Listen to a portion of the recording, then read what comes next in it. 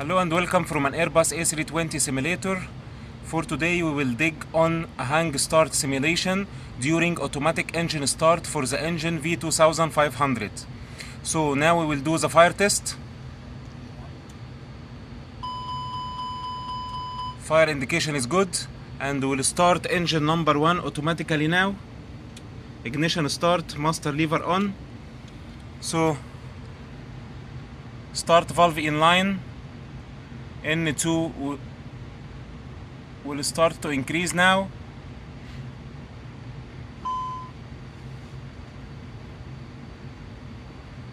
Oil pressure increase. N2 start to increase now. The primary indication for the hang start that you will find the rotation of N2 and N1 is very lazy. So now N2 is about 20%.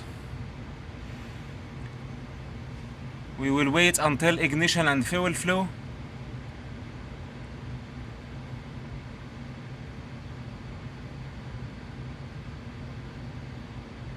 And remember, we do start engine number 1 automatically.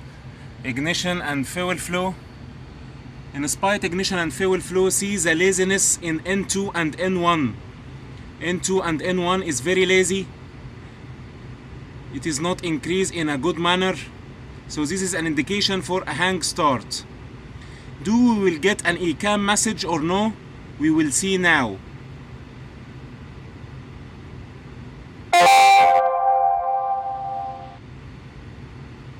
Engine is very lazy. N2 and N1 is very lazy in spite fuel flow and the ignition. In spite we do start automatic, we will having dual ignition because the EEC found the laziness, and we got an ECAM message, engine number 1 start fault, hang start, and the EEC do an auto crank because the engine now was got a fuel, so an auto crank in progress to blow out this fuel from the engine.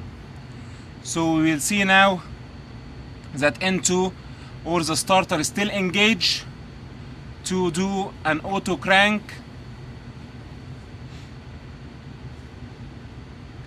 And we need to take care about the starter valve and the start duty cycle. Now auto crank is stopped and the engine will spool down. So the main takeaway from this is, if the engine do suffer from a hang start, you can find a laziness in N2 and N1, and the EEC will do an automatic cranking